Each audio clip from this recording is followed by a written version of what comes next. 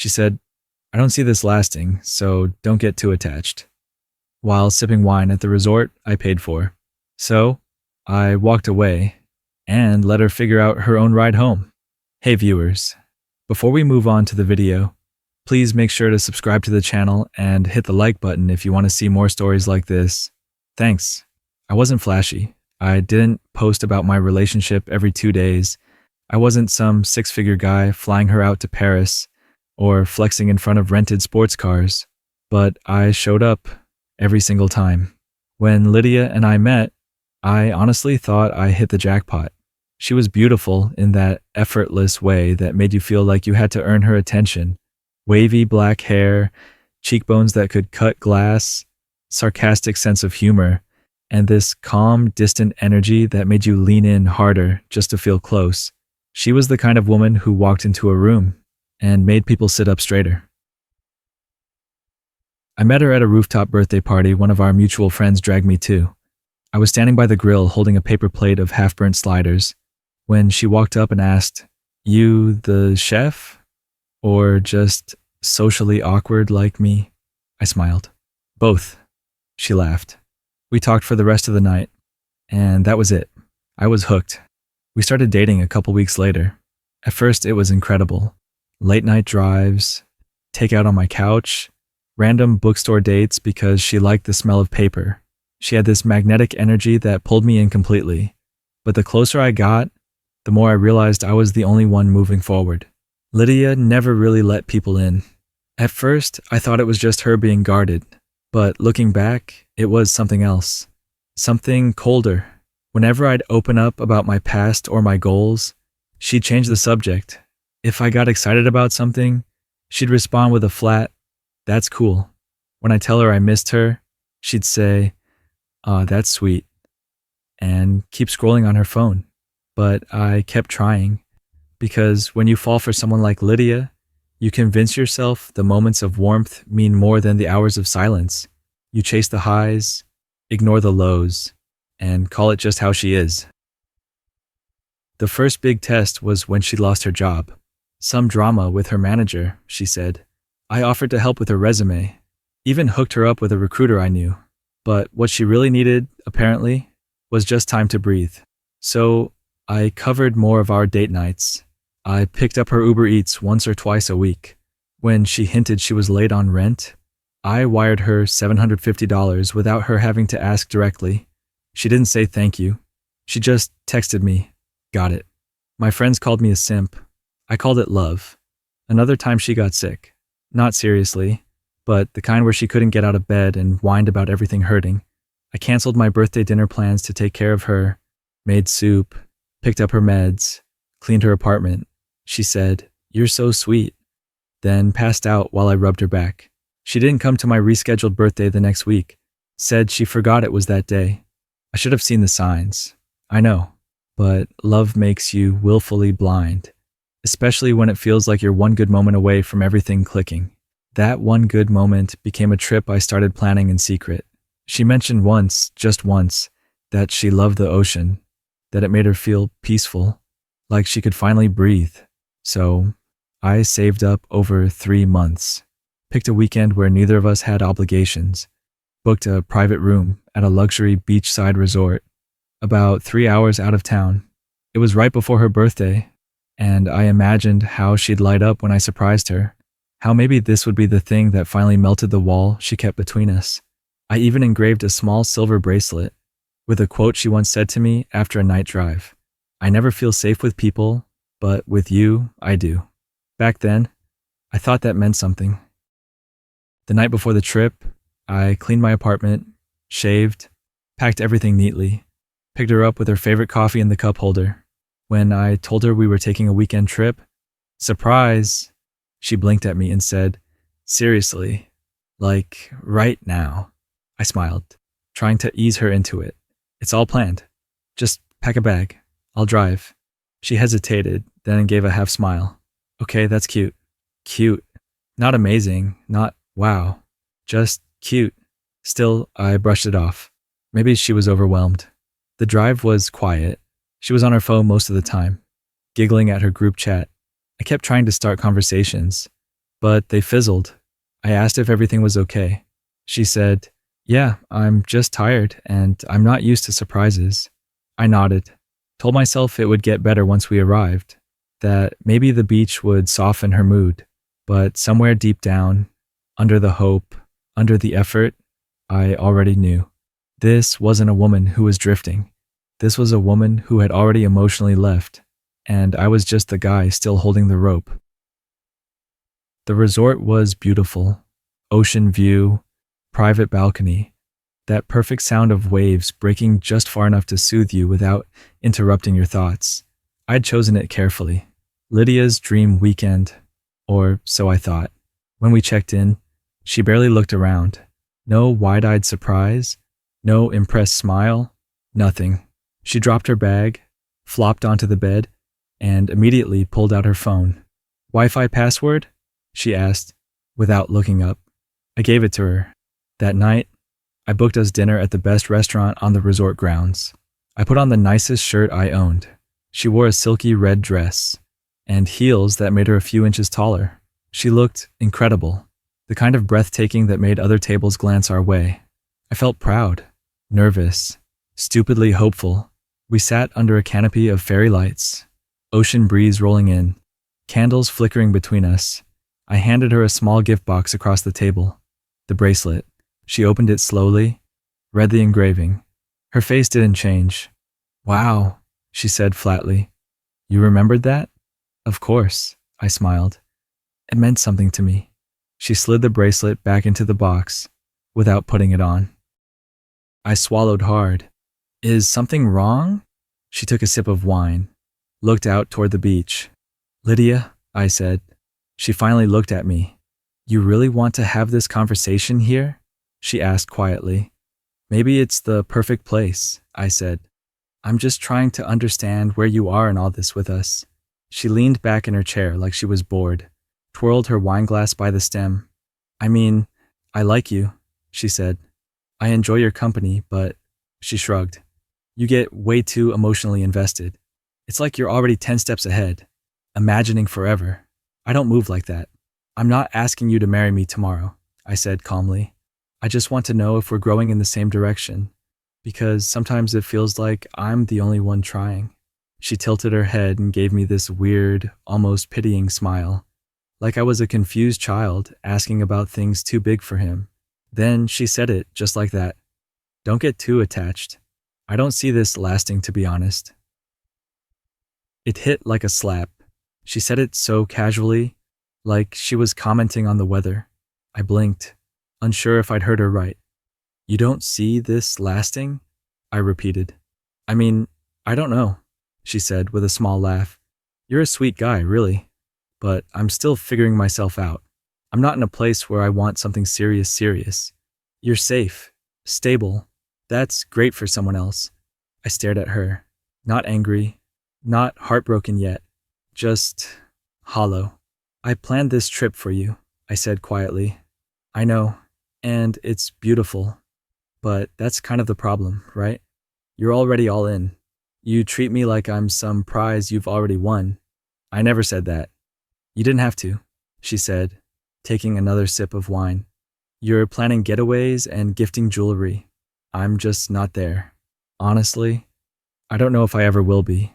Not with you." She said it with a tone of detached honesty, like she was doing me a favor by being real. No apology, no hesitation. I sat there in silence. No anger, no yelling, no desperate, pathetic questions like, "Can we fix this?" I just let the truth sit in the air, like the smoke curling from the candle wick. Then I nodded once.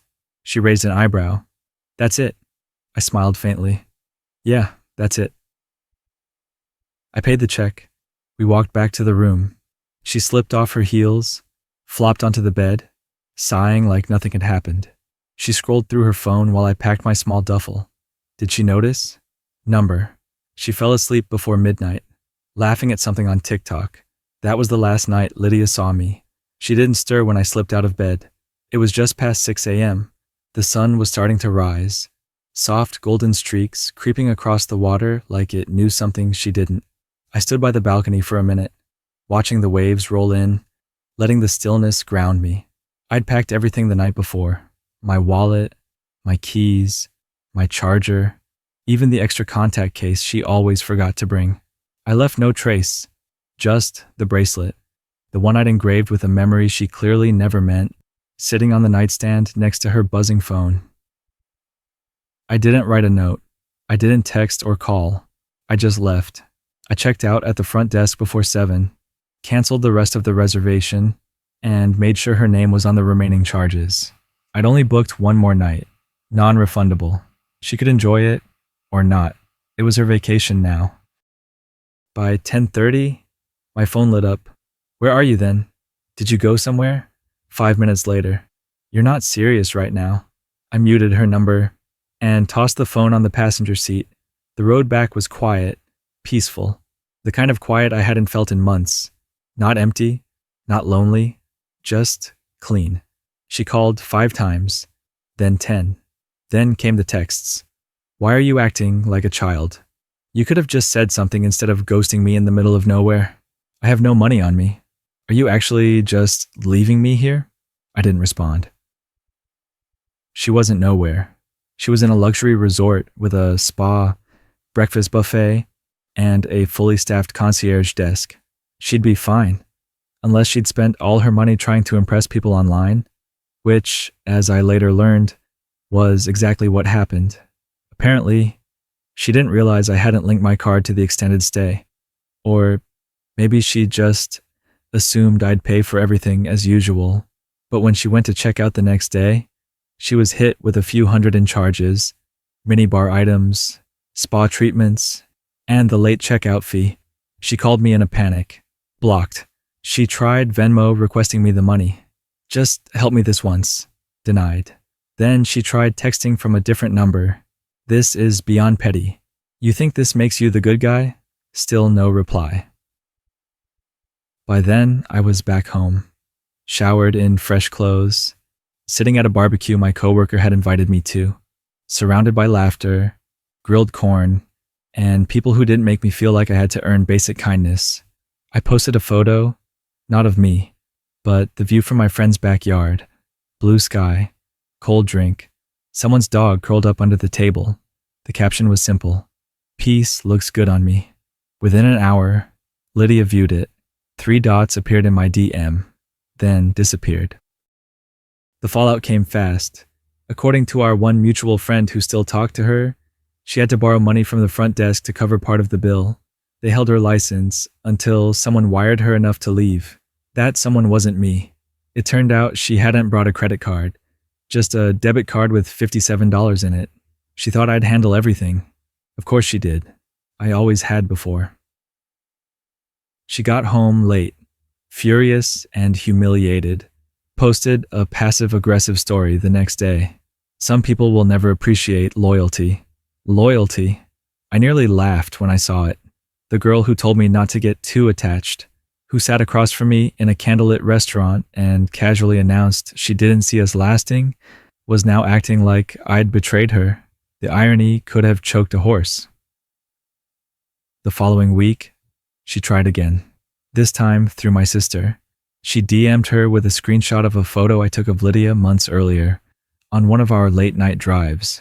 She added, "Can you tell him I miss him? That I didn't mean what I said that night?" My sister showed me. I shrugged. "Are you going to say anything?" she asked. "Nope." "You really done?" I was done the second she called me a backup plan, in a red dress. I didn't want revenge. I didn't need to blow up her life, or post about her, or expose receipts. All I needed was that silence, the kind she couldn't control, couldn't spin, couldn't gaslight her way through. No closure, no fight, just a disappearing act she never expected. Because Lydia thrived on being chased, on dangling affection like a prize you had to beg for. But when I stopped playing, there was nothing left for her to hold on to. By the time July hit, Lydia's Instagram looked like a sad reboot of her old life. Gone were the thirst traps with clever captions.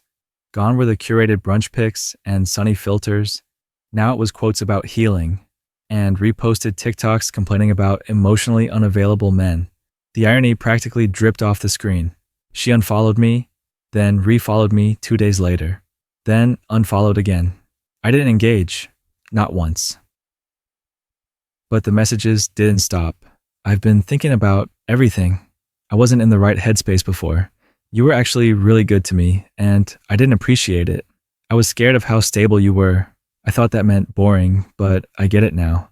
I read every word, never typed a single one back, because by then, I'd already met someone else. Her name's Samantha. We met at a friend's game night. She's nothing like Lydia, and I mean that as the highest compliment possible. She asks how I'm feeling, without it being a lead up to a complaint. She listens. She laughs with her whole body. When she's with me, she's with me. No half attention. No hidden motives. A few weeks after we started dating, Samantha brought over homemade lasagna and a six-pack. We sat on my floor playing a card game, legs tangled under a blanket. She looked at me mid-laugh and said, "You look lighter, like you finally exhaled." And I realized I had. I wasn't carrying Lydia's emotional dead weight anymore. Lydia's final stunt came during a friend's birthday dinner in late August. It was one of those group events with long tables and too many people talking at once. I showed up with Samantha. She wore a sunflower dress and carried a bottle of wine she picked out because it had the prettiest label. I couldn't stop smiling. Halfway through dinner, I saw her, Lydia, sitting across the room with two other girls. I hadn't known she was invited. She froze when she saw us. Her expression flickered, disbelief, then bitterness, then that fake neutral face she always used when trying not to cry in public. She watched Samantha laugh, with my hand on her knee. Eventually, she approached me at the bar while Samantha was in the bathroom. "Can we talk for a second?" she asked. I nodded. Not out of hope, just curiosity. We stepped onto the patio. She looked me up and down, like she didn't recognize me. And honestly, she didn't. I wasn't the quiet, patient guy sitting across from her, hoping to be chosen anymore. I'd already chosen me. "I've been trying to reach you," she started. I saw. "Look, I don't expect you to forgive me or anything. I messed up. I thought I wanted freedom, but I ended up isolating myself from the only real thing I had. You were solid. You were safe. That should have meant something to me." She looked away, trying to blink something back. "I get it now," she whispered. "I really do." I didn't say anything. She stepped closer. "I miss you. I miss us. We had something. Don't pretend we didn't." I took a slow breath and looked her dead in the eyes. "You told me not to get too attached," I said. "So, I didn't." She opened her mouth, stunned. "You were right, Lydia. It didn't last." She looked like she'd just been slapped. I shrugged gently, like it wasn't even personal anymore, because it wasn't. "Now, I honestly don't think about you at all." She swallowed. "Is she the reason you're acting like this?" "No," I said. "You are. You taught me how to let go." A silence fell between us. Then she laughed once, dry, bitter. "Wow. So that's it. After everything, there's no everything I said. There's just what you threw away." I turned to leave, but before I did, I added one more thing, not out of pettiness, just closure. "You didn't lose me when you said it wouldn't last. You lost me when I realized I agreed with you." I walked back into the restaurant and found Samantha sitting at the table, chatting with my friends like she'd known them for years. She smiled when she saw me, not a performative grin, just a soft, warm expression that said, "You're safe here." I sat down beside her, and she leaned into me without thinking. Lydia never did that. Later that night, as we were leaving, Lydia was still there, alone, scrolling through her phone, her wine glass untouched. She looked up one last time, searching for something in my face. I gave her nothing. No glance, no smirk, no reaction. She wasn't the villain anymore. She was just no one.